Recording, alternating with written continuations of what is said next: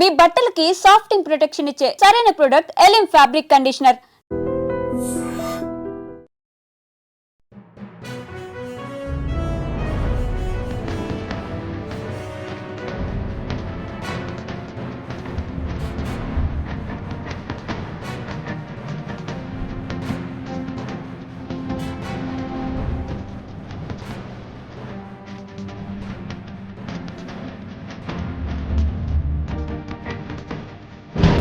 పాస మైలారం సిగాచి ఫ్యాక్టరీకి సంబంధించిన ప్లేస్ని విజిట్ చేశారు సీఎం రేవంత్ రెడ్డి. అట్లాగే చాలామంది మంత్రులు కూడా ఆ ప్లేస్కి వెళ్ళినప్పుడు నిజంగా వాళ్ళు చూసిన తర్వాత వాళ్ళే చెలించిపోయినటువంటి పరిస్థితి.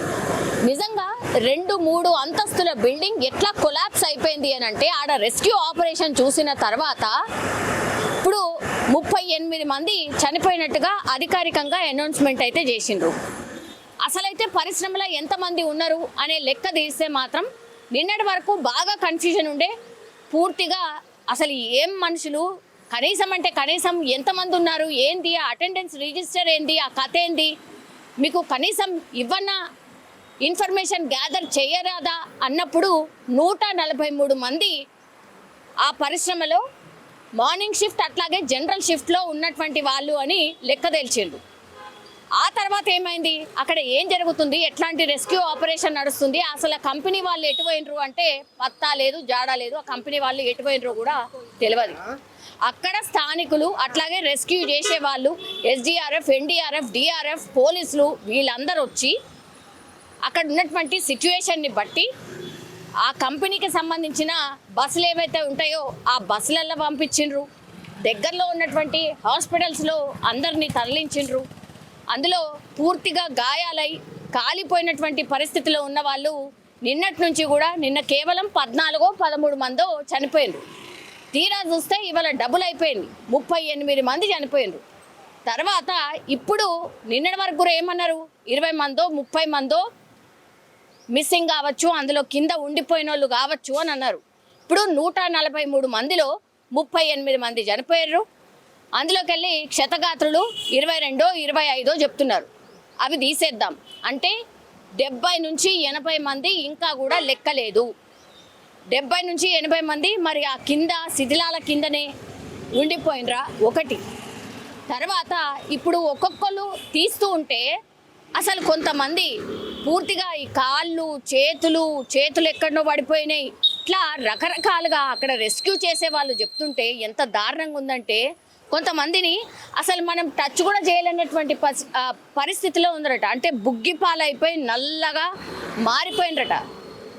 మనకి ఎండాకాలంలో 50 డిగ్రీలు ఎండ దాటితేనే అసలు బయటకు వెళ్ళొద్దు అని ఆదేశాలు జారీ చేస్తుంది కదా రాష్ట్ర సర్కార్. జనరల్లీ అయితే ఎండాకాలం 50 degrees సెంటిగ్రేడ్ ఎండలు నమోదైతే ప్రజలు బయటకు వెళ్ళకండి, అసలు మొత్తం వ్యవస్థ స్తంభించిపోతుంది, హాలిడే అని డిక్లేర్ చేస్తారు, ఎవరు కూడా బయటకు వెళ్ళొద్దు అని.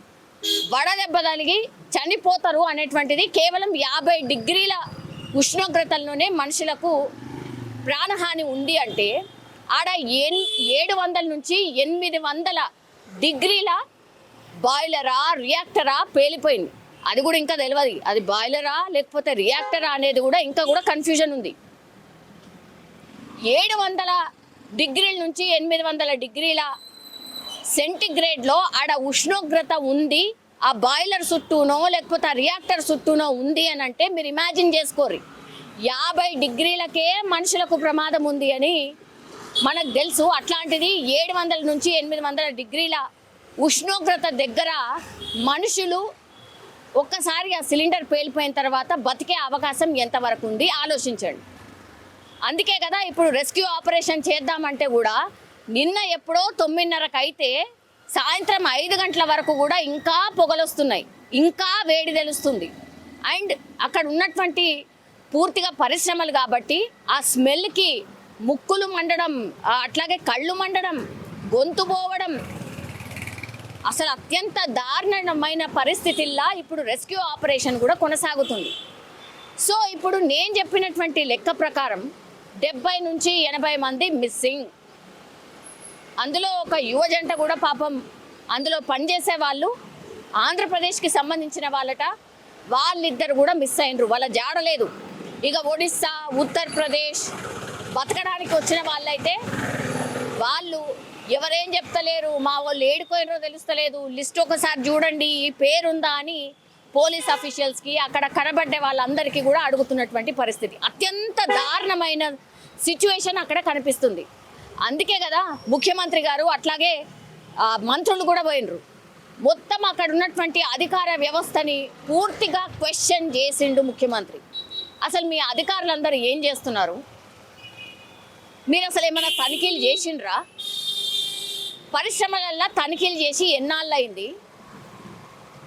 అసలు మీకేమన్నా చిత్తశుద్ధి ఉందా, సీరియస్నెస్ ఉందా అని ప్రశ్నల వర్షం కురిపించిండు. అట్లాగే ఎక్స్గ్రేషియా కూడా అనౌన్స్ చేసిండు. అది కోటియా లేకపోతే ఇంకోటా, సరే అది వదిలేద్దాం, ఎట్లాగో ఎక్స్గ్రేషియా ఎలాగో ప్రకటిస్తారు. కానీ ఆ కంపెనీ యాజమాన్యం ఎటుపోయింది? కంపెనీకి సంబంధించిన ఓనర్స్ ఎక్కడికి వెళ్ళిండ్రు? ఈ ఇన్సిడెంట్ కాగానే గాయం ఎటుపోయినరో తెలియదు. ఇంత దారుణమైన పరిస్థితుల్లో ఇప్పుడు పరిశ్రమలు ఏవైతే నడుస్తున్నాయో అవి పూర్తిగా ఇట్లాంటి దారుణమైన పరిస్థితుల్లో ఉన్నాయని ముఖ్యమంత్రి రేవంత్ రెడ్డి కూడా గమనించిండు. అట్లాగే ఇప్పుడు మనం అందరం ఎక్స్పర్ట్స్తోని ఎవరితోని మాట్లాడినా సరే వాళ్ళు ఒకటి చెప్తున్నారు, ఇంత పెద్ద డిజాస్టర్, ఇంత పెద్ద ఘటన ఎప్పుడు కూడా ఏడ కూడా జరగలేదు. ఇగో ఇదే ఫస్ట్ టైం జరిగింది, అది తెలంగాణ రాష్ట్రంలో జరిగింది, ఇగో సిగాచి ఫ్యాక్టరీలో జరిగింది అని చాలామంది ఎక్స్పర్ట్స్ చెప్తున్నారు. సో అగైన్ మళ్ళా చూస్తే ప్రభుత్వాన్ని మీద ఒక విమర్శే కదా ఇది. అందుకనే దీన్ని చాలా సీరియస్గా తీసుకున్నారు. పక్కాగా లెక్క తేలాల్సిందే. ఎవరెవరైతే మిస్ అయినరో, అసలు ఆ ఫ్యాక్టరీలో ఎంతమంది ఉన్నారో, ఏదేదో మీ ఇష్టం వచ్చిన లెక్కలు మాకు చెప్పకండి. ఎవరు ఉన్నారు, ఎవరు లేరు, ఎవరు మిస్ అయినరు, ఎవరు దొరికిండ్రు, ఎవరు ఎక్కడండి వాళ్ళు, ఇవన్నిటి లెక్క కూడా తేలాల్సిందే అని చాలా సీరియస్గా, చాలా స్ట్రిక్ట్గా సీఎం రేవంత్ రెడ్డి వార్నింగ్ ఇచ్చినటువంటి పరిస్థితి కనిపిస్తోంది. మనకు తెలుసు ఎస్ఎల్బీసీ ఘటన, అందులో మృతదేహాలు అసలు ఇప్పటికీ కూడా చాలా రోజులైతే రెస్క్యూ ఆపరేషన్ చేసిండ్రు, సాయశక్తులా ట్రై చేసిండ్రు, అది కూడా ఒక డిజాస్టర్ ఇన్సిడెంట్. అగైన్ మళ్ళా ఈ సిగాచి ఫ్యాక్టరీకి సంబంధించిన ఇన్సిడెంట్ కూడా మళ్ళీ ఒక డిజాస్టర్ ఇన్సిడెంటే. ఇప్పుడు మృతులని గుర్తుపట్టరాని స్థితిలో ఉన్నారు కాబట్టి డిఎన్ఏ టెస్ట్ చేస్తే కానీ తెలిసే పరిస్థితి లేదు. మీరు ఊహించుకోండి ఎంత భయంకరంగా ఉందో సిచ్యువేషన్. ఇప్పుడు బాడీ పూర్తిగా కాలిపోయిన తర్వాత ఆ ఆకారం ఏదైతే ఉంటుందో ఆ ఆకారం మాత్రమే అక్కడ కనిపిస్తుందట. అట్లాంటి ఘోరమైన పరిస్థితుల్లో ఇప్పుడు ఆ సిగాచి ఫ్యాక్టరీలో ఎన్నో దృశ్యాలు ఇట్లాంటివి అక్కడ రెస్క్యూ చేస్తున్న వాళ్ళు చూస్తున్నారు. అండ్ వాళ్ళే మేము ఇంతవరకు కూడా ఇట్లాంటి పరిస్థితి ఏడా చూడలే, ఆర్ ఇట్లాంటి ఇన్సిడెంట్ ఏడా జరగలే అని స్వయంగా వాళ్ళే చెప్తున్నారు. మీరు అర్థం చేసుకోండి ఎట్లాంటి పరిస్థితి ఉంది అనేది. ఇంకా హాస్పిటల్లో ట్రీట్మెంట్ చేసుకుంటున్న వాళ్ళ పరిస్థితి అయితే వాళ్ళు కూడా కాలిన గాయాలు ఉన్నాయి కాబట్టి చాలామంది మనకు తెలుసు కాలిన గాయాలు అవి మనిషి మంచిగానే కనిపిస్తాడు, కానీ కాలిన గాయాలు ఒకవేళ స్టమక్ దగ్గర ఉంటే మాత్రం చాలా వరకు ఆ మనిషి చనిపోయే అవకాశాలే ఉంటాయి. మోహమో లేకపోతే చేతిలో కాళ్ళు కాలిపోతే ఏం కాదు, కానీ ఒకవేళ స్టమక్ పార్ట్ కాలిపోతే మాత్రం బతకడం కష్టం. సో మృతుల సంఖ్య డెఫినెట్లీ పెరిగే అవకాశం ఒకటి. తర్వాత ఇప్పుడు మిస్సింగ్ సంఖ్య ఎంత, అందులో పరిశ్రమలో ఆ రోజు ఎంతమంది ఉన్నారు, 143 లెక్క మీరు చెప్తే 38 మందే ఇప్పటి వరకు అధికారికంగా చనిపోయినరు. ఇంకో 20 నుంచి 25 మంది హాస్పిటల్లో ట్రీట్మెంట్ తీసుకుంటున్నారు. కాబట్టి 70 నుంచి 80 మంది మిస్సింగ్. వాళ్ళందరూ కూడా ఆ సిగాచి ఫ్యాక్టరీలోనే దహనం అయిపోయారా? ఇది ఇప్పుడు అతిపెద్ద ప్రశ్న. సో చూడాలి, గంట గంటకు దీనికి సంబంధించిన అప్డేట్స్ అయితే వస్తున్నాయి, కానీ ఎగ్జాక్ట్ ఫిగర్ ఏంటి అనేది మాత్రం అందరూ వేచి చూస్తున్నటువంటి పరిస్థితి కనిపిస్తోంది. కానీ నిజంగా అత్యంత బాధాకరం.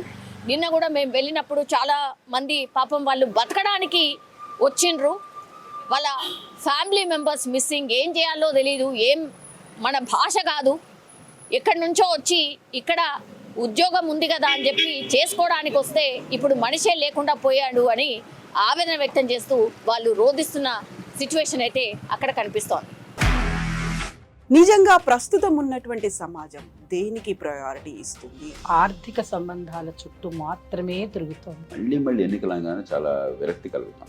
మంచి అనిపిస్తుంది కదా, లేడీస్ కూడా ఛాలెంజింగ్ జాబ్స్ చేసినప్పుడు చాలా బాగుంటది. ట్రాఫిక్ అసిస్టెంట్స్ గా నియమించిన ట్రాన్స్జెండర్స్ అందరితో సాల్యూట్ చేయించుకుంటున్నారు. ఫుడ్ డెలివరీ ఇవ్వటానికి వెళ్ళినటువంటి డెలివరీ బాయ్ అనిల్ పై కళ్ళ ముందు